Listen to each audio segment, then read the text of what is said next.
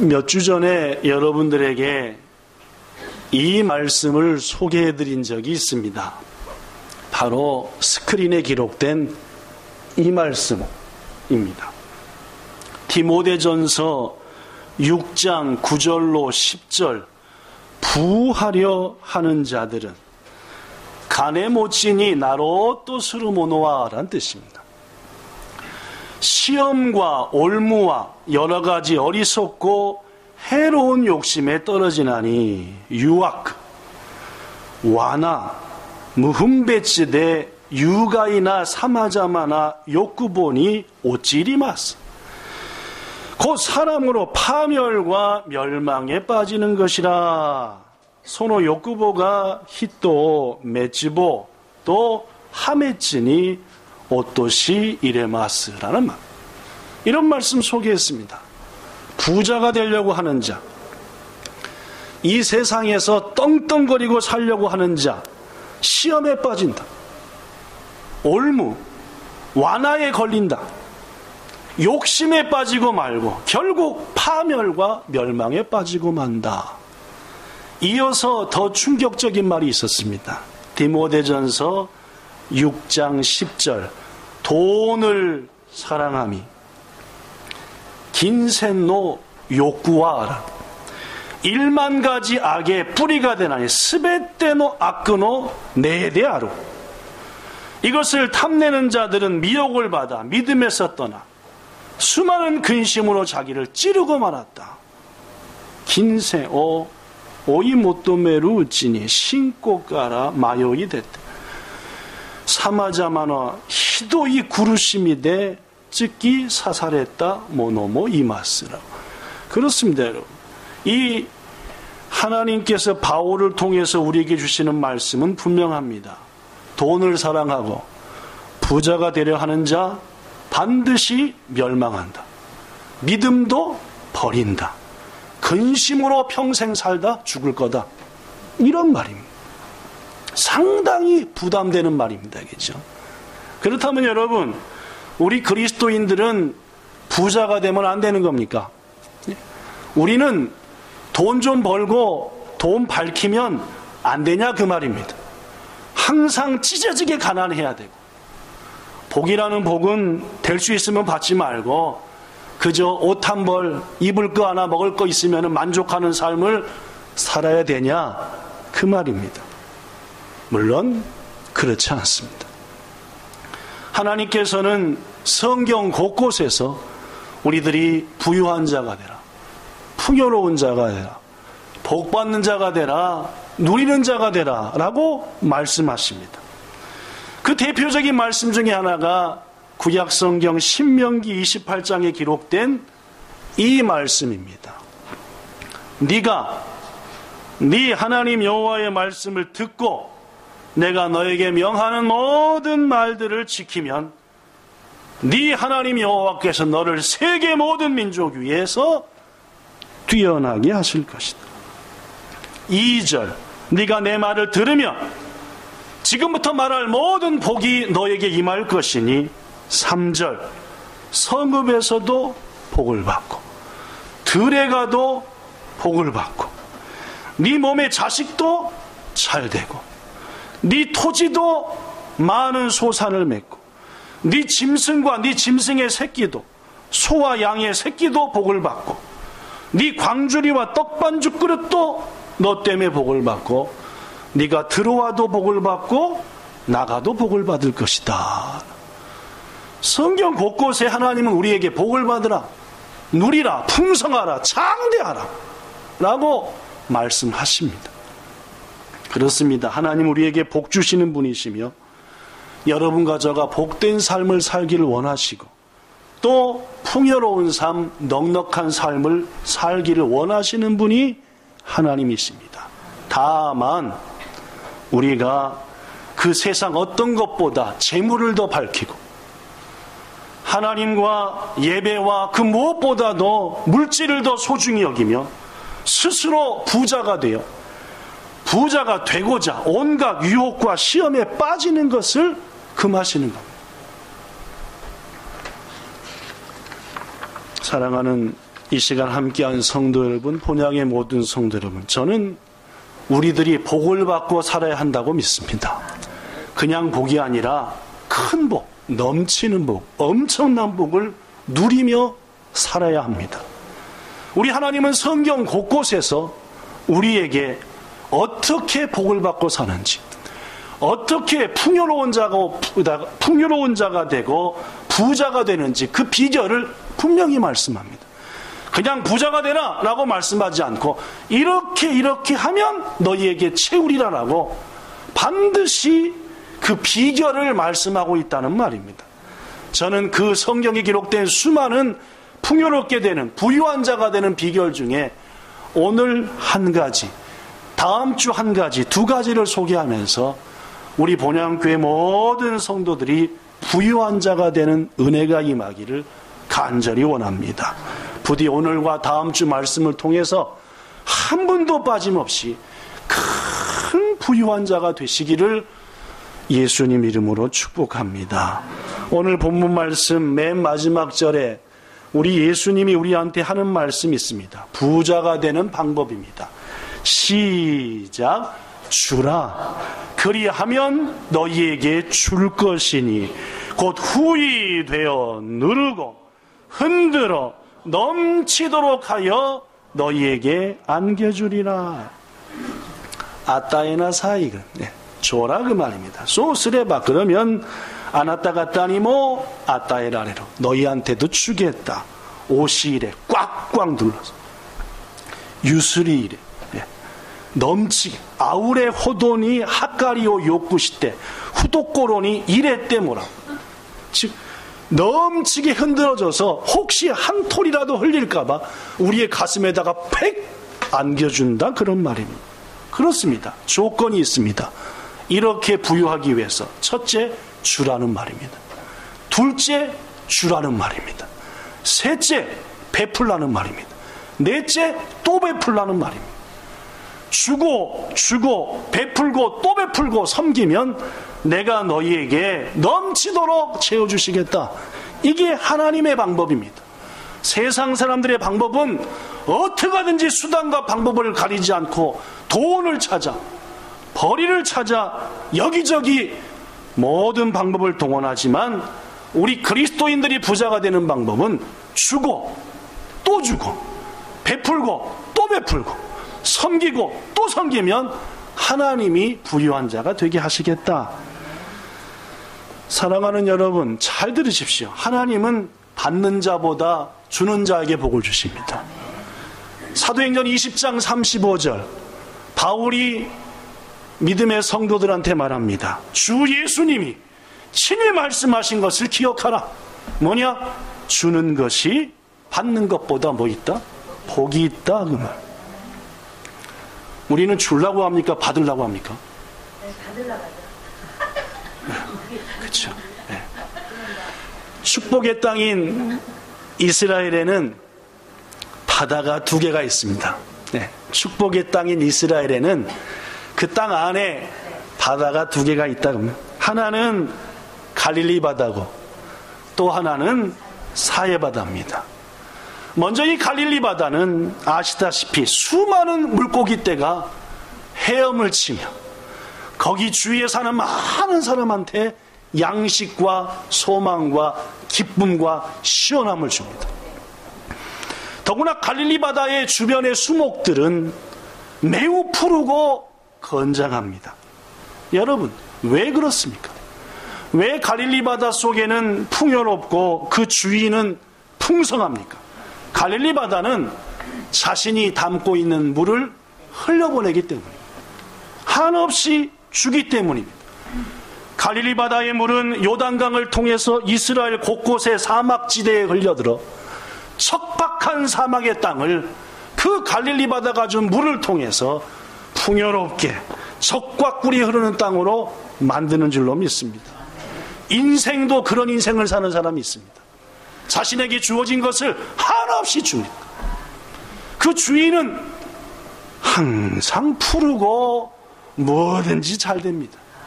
그로 인하여 척박한 땅이 풍요로워지고 그로 인하여 사막 같은 곳이 기쁨과 웃음이 됩니다.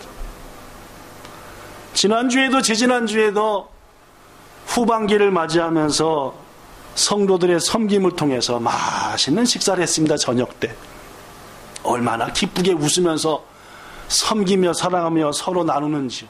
그렇습니다. 내가 누군가를 섬기고 나누면 많은 사람이 기쁨에 처하는 겁니다. 이게 마치 갈릴리 바다와 같은 삶이고 주는 삶입니다. 축복의 땅 이스라엘 땅 안에는 또 다른 바다가 하나 있습니다. 무슨 바다지요? 사해바다입니다. 무슨 사자인지 아시죠? 죽을 사자입니다. 영어로 뭔지 아시죠? Dead Sea. 죽은 바다다 그 말입니다. 여러분, 사해바다에는 거의 모든 생물들이 살지를 못합니다. 주위는 완전히 메말랐고 소금 기둥들만 서 있으며 주위에는 척박한 동굴들밖에 없습니다. 풀 한 폭이 찾기 어렵습니다. 왜 그렇습니까? 물론입니다. 사해바다는 자신이 담고 있는 물을 흘려보내지 않기 때문입니다. 받기만 하고 안 줍니다. 하나님이 어떻게 하죠? 뺏어 불죠. 여러분, 우주에 담겨진 하나님의 법칙입니다. 받기만 하고 안 내놓는 것들은 누가 뺏어버린다? 도제입니다. 그러니까 하늘에서 다 뺏어가 버리니까, 내놓지 않으니까 하나님이 친히 증발시켜버리니까 점점 소금만 남고 점점 척박하고 그 주위 어느 누구도 살리지 못하는 죽음의 바다가 되고 말았다라는 말. 성도 여러분, 사람들도 사해바다 같이 사는 사람이 있습니다. 그렇죠? 받는 것은 오지게 밝힙니다. 꿀꺽 얼마나 먹어대든지 결국은 그가 부유한 자가 되고 풍요로운 자가 되는 것 같지만 누가 뺏어버린다고요? 하나님이 그런 자들 것은 냅두질 않습니다. 저희 목사들, 특히 제 동기들은 가끔씩 모여서 그런 얘기합니다. 박 목사, 요새 받는 데 익숙해진 거 아니야? 우리 동기들 지난번에 한국 가서도 몇 명의 목사님들이 보겠다고 저 먼 데부터 차를 타고 와서 같이 가서 식사를 하는데 서로 그런 얘기합니다. 우리들은 절대 받는 거 익숙해진 목사가 되면 큰일 나. 망하는 거야. 죽는 거야. 그 순간 끝나는 거니까 우리 서로 항상 학교 다닐 때부터 서로에게 충고했던 것처럼 받는 것보다는 주는 거, 섬김 받는 것보다는 섬기는 목사가 돼야 돼. 라는 말. 깜빡 잊어버리고 요새 야 받는 거 좀 익숙해진 거 아니 하는 순간에 오랜만에 한국 갔더니 그냥 동기들이 눈이 이래가지고 살이 포동포동 찐 게 요새 맨날 받고만 사는 거 아니야. 정말 쇼콜딱 받았는지 또 요새 받는데 즐거워하고 있는 거 아닌가. 주는데 감사하지 않고 이런 마음 들었습니다. 사랑하는 성도 여러분, 하나님께서는 분명히 말씀합니다. 주라, 나누라, 베풀라. 그것이 우리가 해야 될 하나님의 말씀입니다. 물론 주는 것을 물질만으로 주라는 말이 아닙니다. 재물만 주라는 말이 아닙니다. 본문 38절 하반절에 보면은 이런 말이 있습니다. 너희가 헤아리는 그 헤아림으로 너희도 헤아림을 도로 받을 것이다. 안았다 갔다와 지분노 핫가루 핫가리데 핫가리 가에사레루 까라데 아루라고. 이걸 그냥 있는 대로만 하면은 남을 판단하지 말라 그 말입니다. 남을 헤아리지 말라 그 말입니다.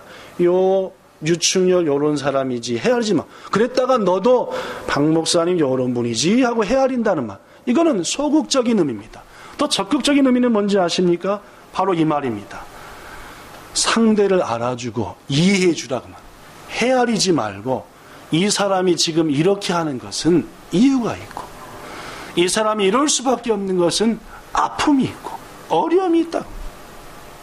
오늘 구현자 집사님들 기도했지만은 예배 못 드리는 성도가 있으면은 예배 못 드릴 만한 안타까움이 있는 것이고 이 자리에 함께하지 못하는 성도는 그만큼 이유가 있는 거니까 판단하지 말고 뭐 하라는 말입니까?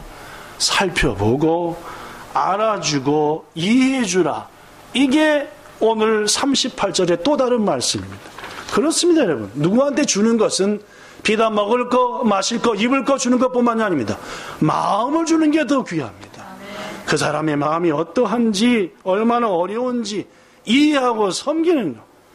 우리가 줄 수 있는 것 그렇습니다. 왜 사람들이 섭섭함과 외로움을 느낍니까? 왜 많은 사람 속에서도 나홀로 같은 느낌이 듭니까? 그것은 사람들이 나를 몰라주기 때문입니다. 날 알아주지 않기, 날 알려고 하지도 않기 때문입니다. 그러니까 외로운 겁니다. 사랑하는 성도 여러분, 우리는 다른 사람이 나를 알아주기를 기다리기보다 내가 먼저 옆 사람의 형편과 마음을 알아주는 삶, 이것이 진정한 의미의 주는 삶이다, 그 말입니다. 전 우리 교회가 그런 교회 되기 바랍니다. 주는, 상대의 마음을 이해해보려 하고, 내가 이해받으려 하지 말고 먼저 이해해보려고 하는, 주님이 말씀했다고요. 받는 사람이 뭐하는 사람보다 복되다고요?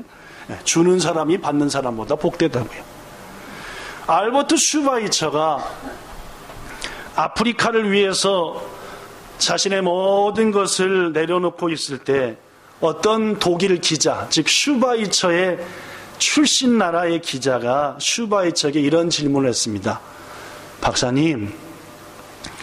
박사님처럼 여러 분야의 실력을 갖추신 분이 왜 여기에다 모든 걸 바치십니까? 라고 말입니다. 실제로 슈바이처는 대단한 분이었습니다. 훌륭한 신학자였고 목회자였으며 교수였고 철학 박사, 신학 박사, 의학 박사였습니다. 보통 사람들은 한두 세 가지만 특출난데 이분은 여러 분야에 특출났습니다. 특히 이분의 문필로서의 글솜씨는 대단했습니다. 더구나 오르간 연주는 세계 수준급이었습니다. 얼마나 연주를 잘하고 아름답게 찬양을 하는지 그의 모습을 보고 수많은 사람들이 하늘나라의 찬양대의 모습을 바라볼 정도로 훌륭한 음악가이기도 했다는 말.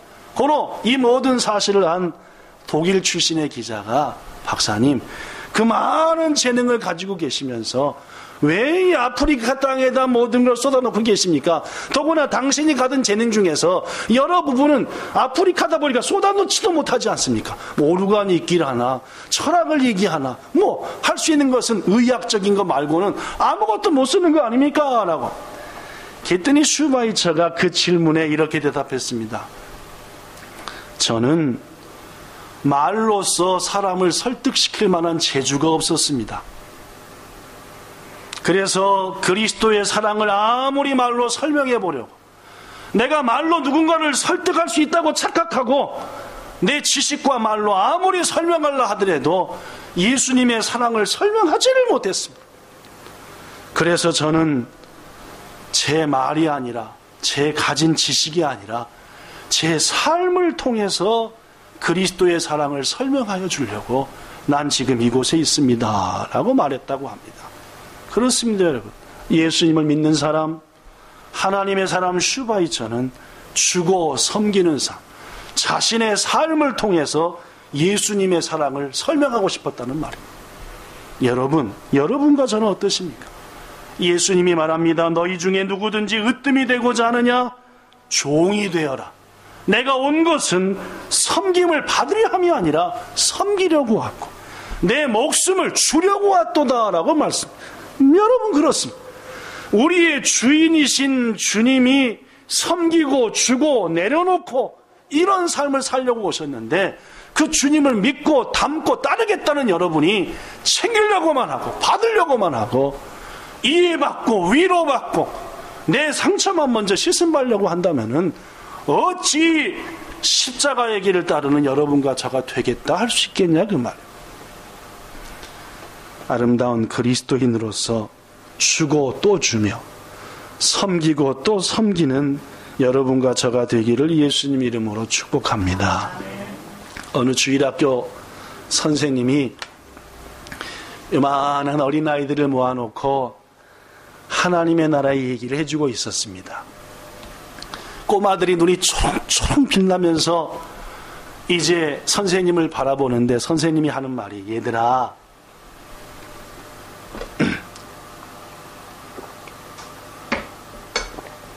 어느 날 하늘나라의 천사가 세상에 잠시 내려왔단다.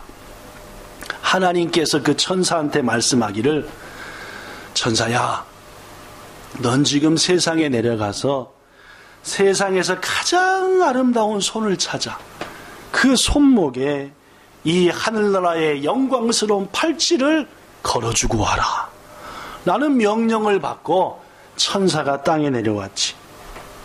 이 천사는 하나님의 뜻에 따라 하늘나라의 팔찌를 걸어줄 아름답고 귀한 손을 찾아 온 세상을 헤매고 다녔단다. 그런데 좀처럼 하늘나라의 팔찌를 낄 아름다운 손이 없었지. 지치고 지친 천사는 어느 날 숲속에 있는 작은 오두막집을 방문하게 되었어. 혹시 저 오두막집 안에는 이 아름다운 팔찌를 낄 사람이 있을까? 그 손이 있을까? 하고 말이야. 마침 그 집안에는 3명의 딸이 있었지. 천사가 말했어. 여러분, 저는 하나님의 명을 따라 세상에서 가장 아름다운 손에 이 하늘나라의 팔찌를 걸어주기 위해서 왔습니다. 그러나 수많은 날이 지났지만 아직까지 나는 이 팔찌를 어느 누구에게도 걸어주지 못했습니다. 했더니 큰 딸이 앞으로 딱 나서면서 말했습니다.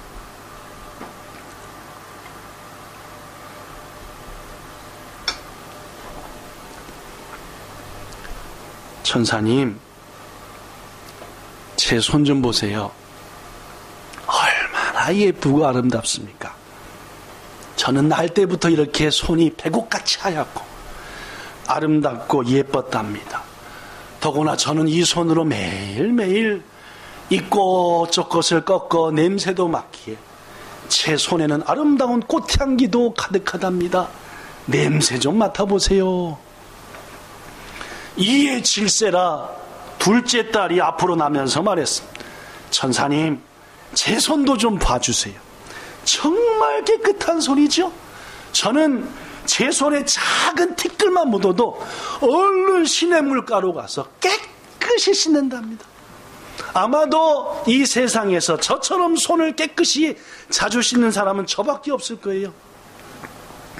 이번에는 셋째 딸이 말할 차례가 되었습니다.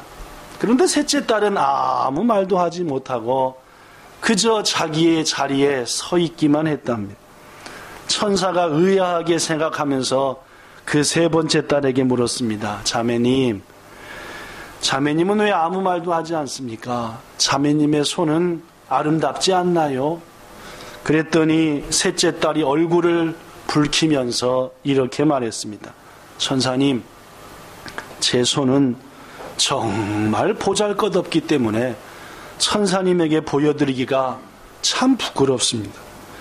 제 손으로 제가 사랑하는 이들을 위해서 이것저것 만지고 살피고 일하다 보니 제 손은 한없이 거칠고 새카맣으며 아무런 볼품도 없답니다 라고 말했대요. 그랬더니 이 말을 듣던 천사 얼굴이 환해졌습니다. 그리고 천사는 자기가 가지고 온 하늘나라의 팔찌를 꺼내 그 셋째 딸의 손목에 걸어주면서 이렇게 말했습니다. 이렇게 말했대요. 다른 사람을 위해서 자신을 희생하며 섬기는 손이야말로 세상에서 가장 아름다운 손입니다 라고 말입니다. 저는 여러분에게 묻습니다. 여러분의 손은 어떤 손입니까? 깨끗이 씻는 손이십니까? 잘 가꾸는 손이십니까? 요새 아가씨들 보면은 예쁘게 가꿔서 갈고 삐죽하게 해서 얼마나 예쁘게. 이런 손이 하나님의 나라에 팔찌를 낄 수 있는 손일까요? 오늘 이야기는 그렇지 않습니다. 저는 여러분에게 얼마 전에 한스라는 사람과 엘버트 뒤러라는 사람이 얘기를 했습니다. 두 사람은 친구였다 했죠. 너무나 가난했습니다. 그림을 그리고 싶었지만 한스가 말하죠. 뒤러, 네가 먼저 훌륭한 화가가 되길 바란다. 도저히 우리 둘은 불가능하다. 결국 한스는 모든 일을 가르지 않고 지지난주에 TV에 나오더만요. 일본 TV에. 그죠? 보시면 계십니까? 대장간에 가가지고 얼마나 그걸 막 두드러대든지 그것이 돈이 많이 벌려서 그것으로 뒤로의 그림 공부 뒷바라지를 하고 싶어서 결국 엘버트 뒤로는 훌륭한 화가가 되었고 이제는 한스야 네 차례야 했을 때에 여러분도 아시다시피 한스의 손은 더 이상 그림을 그릴 만한 손이 되지 못했습니다. 다 망가져 버렸고 어떤 섬세한 터치도 할 수 없는, 그가 그 손으로 친구를 위해서 기도하죠. 나의 친구 엘버트 듀러가 위대한 화가가 되게 하세요. 그의 기도대로 엘버트 듀러는 독일 역사상 최고의 화가가 되었고, 그가 그린 그 친구 한스의 손은 기도하는 손이라 해가지고 지지난주에도 일본 TV에서 그게 나오면서 나온 출연진들한테 이 손이 뭔 손인지 맞춰보세요 했더니 무슨 도둑놈 손이라는 뭐 배 근데 나중에 정답이 나오는데 그런 의미 있는 손인 걸 알고 거기 나온 저 연예인들 얼굴이 뻐개져갖고 아이고 이게. 사랑하는 성도 여러분, 우리 예수님의 손은 그런 손이었습니다. 예수님의 손이 부드러운 손이고 하얀 손이었으리라고 느껴지십니까? 아버지를 돕기 위해서 어려서부터 망치를 들었고 톱을 켰고 거칠 때 거친 손이었을 겁니다. 그 손으로 병자들을 어루만져 주셨고 그 거친 손으로 오병이의 기적을 베푸셨으며 그 거친 손으로 어린아이들을 쓰다듬어 주셨습니다. 그리고 마침내 그 손으로 십자가에 못 박히셨으며 그 손으로 제자들의 발을 씻겨주시며 너희도 섬기는 손이 되어야 한다. 이 손이야말로 아름다운 손이기 때문에 그렇습니다. 저는 예배 마치고 꼭 여러분의 손을 더없석 잡습니다. 그죠? 여러분도 제 손을 잡지요. 어떤 느끼십니까? 여러분과 저 손이 일하는 손 말입니다. 섬기는 손, 끝까지 헌신하는 손, 그런 손 되기를 예수님 이름으로 축복합니다. 오스트리아의 유명한 심리학자 알프레드 에들러라는 박사가 자기를 찾아온 우울증 환자, 우쭈병 환자들에게 이런 처방을 내렸습니다. 오늘부터 2주간 동안 제가 말한 처방대로 꼭 따르십시오. 그러면 당신의 병은 분명히 나을 겁니다. 환자들이 박사님 말씀만 하십시오. 제발 이 병으로부터 벗어나고 싶습니다. 했더니 이 에들러 박사가 말하기를 오늘부터 2주간 동안 여러분의 자신의 생각에서 자기를 완전히 버려버리십시오. 그리고 오직 내가 사랑하는 이웃, 가족, 친구, 동료, 이들을 어떻게 하면 기쁘게 해줄 수 있을까? 어떻게 하면 이분들의 용기를 줄까? 어떻게 하면 이분의 얼굴에 웃음이 피게 할까? 이것만 생각하십시오. 2주간 동안. 대단한 처방을 기대했던 환자들이 2주간 동안 자기를 지워버리는 말에 뿔딱지를 내면서 돌아갔습니다. 그러나 그 중에 한 사람, 그래, 분명히 2주간만 저 처방대로 따르면 내 병을 나음받을 수 있다. 그렇게 하자 해서 2주간 동안 남을 돕고 이웃을 살피고 나는 다 지워버리고 어찌하든지 가까운 있는 사람부터 기쁘게 즐겁게 웃음이 피게 했더니 2주간 후에 어떻게 완전히 회복된 줄 믿습니다. 사랑하는 여러분, 자기 중심으로 항상 생각하고 자기만 힘든지 알고 자기만 슬프고 자기만 외롭고 자기만 소외받고 우리 교회에서 우리 가정에서 우리 직장에서 나만 평생 그러고 살 겁니다. 지밖에 모르는 거죠. 자기만 상처받았다고 착각하고 자기로 인하여 다른 사람이 얼마나 고통스럽고 힘들었는지는 아무 생각도 못하고 맨날 나만 그리스도인이 아닙니다. 여러분. 예수님이 자기만 생각했다고 한다면 우리는 절대 구원받지 못했을 겁니다. 아무리 고통스럽고 아무리 어려워도 내가 아니라 사랑하는 이를 먼저 생각하고 나를 먼저 아니라 그를 먼저 섬기는, 이게 그리스도의 모습이고 이것이 예수님의 모습이셨기에 우리는 새 생명을 얻었다, 그 말입니다. 지금부터 100년 전 미국의 존 록펠러라 하는 사람이 있었습니다. 유명한 분이죠. 1937년에 죽었으니까 이분이 죽은 지 이제 80년이 됐네요. 이 록펠러가 태어나가지고 먹은 꿈이 뭐냐면은 나는 장차 세계 최고의 부자가 된다 했습니다. 찢어지게 가능한 우리 집의 역사를 딛고 나는 이 온 세상에서 최고 부자가 되리라. 어때요, 이 사람의 생각이? 대단하죠, 그죠? 여기 계신 분 중에서 세계 최고 부자가 되겠다 꿈꾸는 분 계십니까? 전 한 번도 그런 꿈 안 꿔봤습니다. 내가 어떻게 세계 최고 부자가 돼? 아이고, 그냥 먹고 살면 되지. 예. 여하튼 이 사람은 세계 최고. 그래서 그는 그의 모든 인생을 돈 버는 일에 바쳤습니다.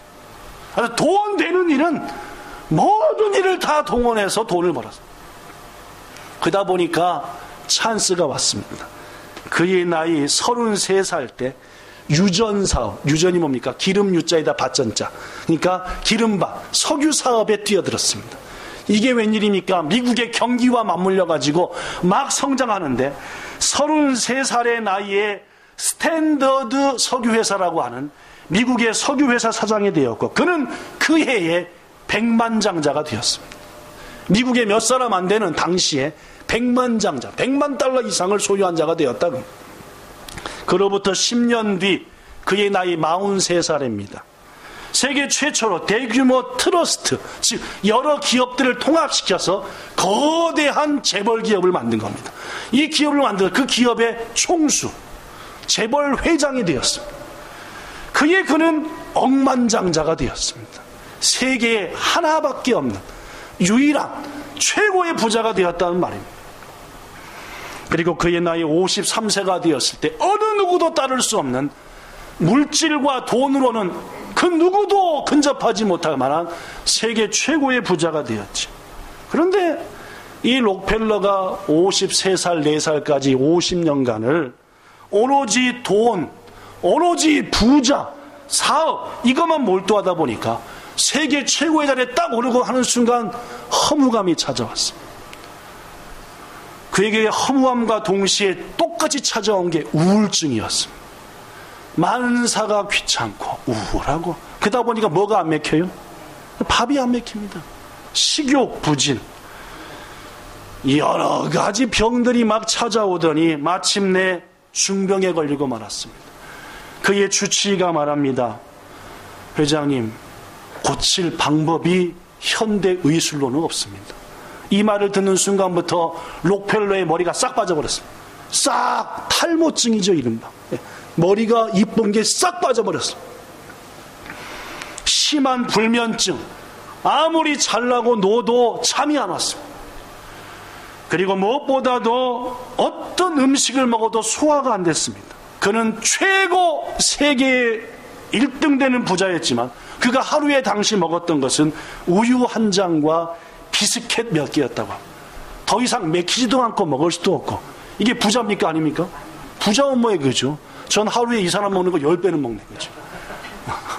어휴, 그렇죠. 담당 의사는 말합니다. 올해를 회장님 넘기시기가 어려울 것 같습니다. 이제 하직할 준비를 하시는 것이 좋겠습니다. 그의 나이 55살 때 얘기했습니다. 이제 그는 죽음을 앞두었고 자신의 삶을 정리하기 시작했습니다. 그러던 어느 날 목사님을 모시고 예배를 드렸지요. 그때 목사님이 이런 설교를 했습니다. 록펠러 회장님, 당신은 그동안 부자가 되기 위해 잠도 자지 않고 피곤했고 숱한 스트레스였고 결국 정신과 육체가 한없이 쇠약해져 이제 세상 끝날 날이 멀지 않았으니 이제부터는 남은 기간 동안 주며 베풀며 섬기는 사람이 되십시오. 얼마나 많은 걸 가졌느냐가 아니라 작은 것이라도 얼마나 주느냐, 이게 더 중요한 겁니다, 회장님. 그러면서 오늘 본문 누가복음 6장 32절로 38절 말씀을 읽고 또 읽어주더래요. 록펠러의 마음에 충격이 왔습니다. 야, 내 인생을 보니까 이제까지 움켜주기만 했고 가지려고만 했지 한 번도 주지 않았구나. 내 인생은 갈릴리 호수가 아니라 어디였다? 사해바다 같았구나. 그러니 내가 다 소금기둥이 되고 말았고 내 주인은 천박해지고 말았고 나 스스로도 겨우 우유 한 잔과 비스켓 몇 개밖에 못 먹는 이런 인생이 되고 말았구나. 한없이 회개했고 그때부터 그는 손을 폈습니다. 가난한 사람들에게 나눠줬고 하나님의 교회에 헌금하여 큰일을 하게 했으며 학교를 세우고 수많은 재산들을 어려운 이웃들을 위해서 내놓았습니다. 그가 손을 펼치자 기적이 나타났습니다. 그의 마음에 평안이 왔어요.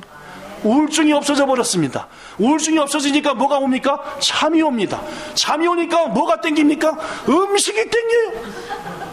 그러다 보니까 55살을 못 넘길 거라고 당시 최고의 의료진으로부터 진단을 받았는데 몇 살까지 산지 합니까? 98살. 이야, 98살까지 살았대요. 얼마나 멋지게 그가 40년 넘도록 55세부터 98살까지 43년 동안 나누고 베풀고. 사랑하는 여러분, 우리 하나님은 신실하십니다. 나누어 줄 때 후히 데워 주십니다. 어릴 적 쌀집에 많이 신부는 같습니다. 정찬아, 쌀 2대만 사와라. 요새야 10kg, 5kg짜리 사지만은 옛날에 1대, 2대, 1말 이렇게 했어요. 네 하고 이제 돈 주면 가가지고 가면은 대가 한 이딴만한 게 아니라 요만합니다. 그죠? 대에다가 이런 퍼진 데다가 쌀이 잔뜩 있고, 그죠? 거기다 대를 딱 놓고 수북히 담은 다음에 그대로 주면 좋은데 어떻게 해요? 이런 무슨 다대매 같은 거는 쫙! 아는 분들은 꽤 연세를 드셨고 모르는 분들은 그냥 그래. 하여튼 그 신부는 많이 했습니다. 그죠? 그 마음 가운데 아이고 깎아버리는 거야.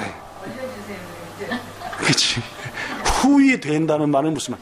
깎지 않는다는 말입니다.